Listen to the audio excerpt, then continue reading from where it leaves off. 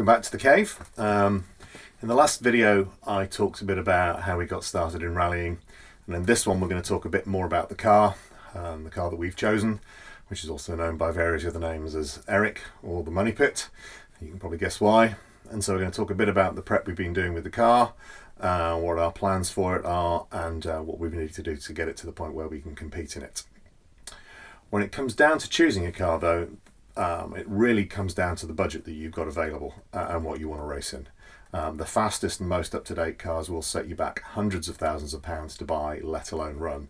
And on these cars, if you break a suspension component or something like that, you can be looking at bills stretching into the tens of thousands of pounds or more.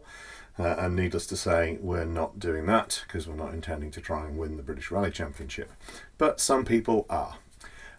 For many, it comes down to also whether you want to compete in classic, otherwise known as historic rallying, or in more modern machinery. If you want to win the British Rally Championship, as I said, then only the newest, fastest kit is going to do. However, you've got to understand that even with historic rallying, if you only want to win the British Historic Rally Championship, then you need a car that's competitive, and you're still going to be looking at a steep bill. Very competitive Escorts or something more exotic these days are still going to cost you into the hundreds of thousands to buy, let alone run. And yeah, that's not a cheap way into this sport.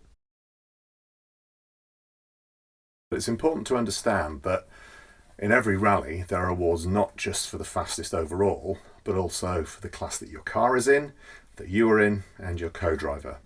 And when it comes to the cars, they're allocated to different classes based on a combination of their age and performance. For those of us who are just starting out in the less powerful machinery, what we found is there's little to choose between the modern or historic cars in terms of the cost of buying the car. So it really is up to you and figuring out what you want to need. As for us, we've chosen to go with a historic car, I think probably mostly because of my age, and so we bought a Group A Peugeot 205 GTI 1.9. The one we've bought has quite an extensive past, but overall it was a pretty solid car when we bought it.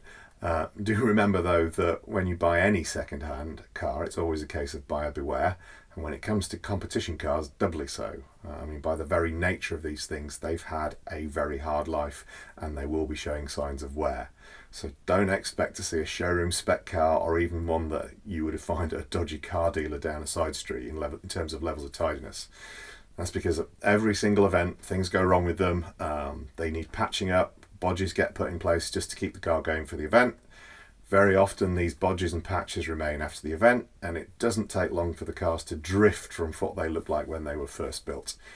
So when you buy your car, you've really got to get yourself ready and prepare yourself for doing some work on the car to get the car where you want it to be, so you're comfortable that it's going to complete the events that you want to be in.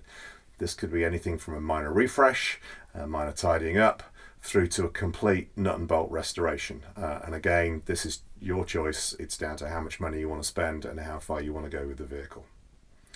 And so to Eric, our stroppy little Frenchman. As I said before, we bought a reasonable car that could have been raced as it was, and we had two choices, a light refresh or a major set to.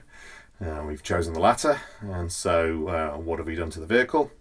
Well, we've nearly stripped the entire car, patched up a few bits of rust, refinished the underside, renovated the running gear, including rebuilding the rear beam, redone some of the wiring, obviously fitted the new seats and harnesses, etc., replaced consumables like alternators, fuel pumps, etc.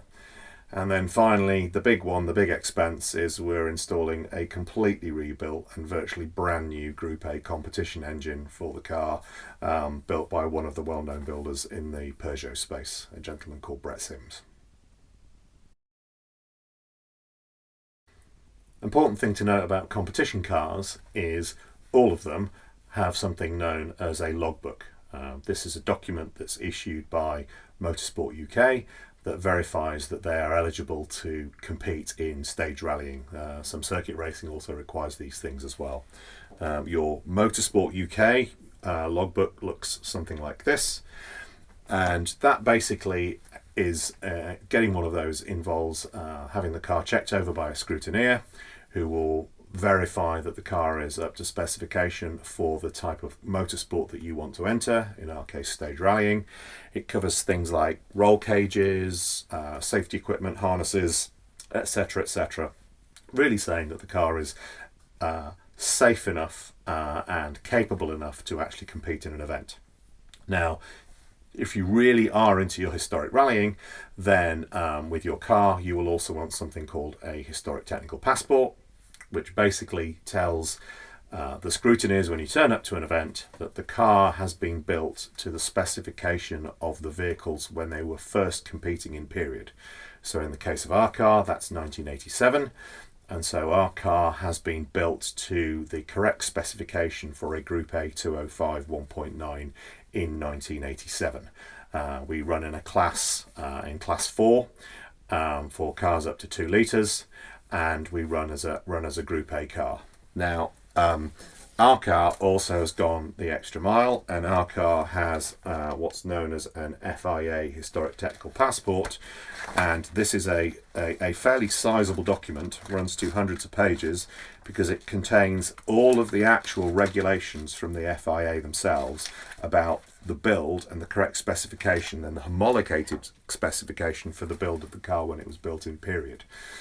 To get an Appendix K, which is what this is known as, this type of technical passport, you have to go through quite a level of detail in terms of ensuring the car meets that specification. It's the same process though. A scrutineer will come along, check over the car, take photographs to show that the car meets the actual specification. That specification and that scrutineering check then gets actually sent to the FIA. The FIA will review that, and if they're happy with the car, you are fortunate enough to get your historic technical passport. Not many vehicles in the historic rallying scene have actually have been put through that level of check. We're fortunate the vehicle that we're running actually has. And so yes, Eric is an Appendix K, Group A 205 GTI 1.9.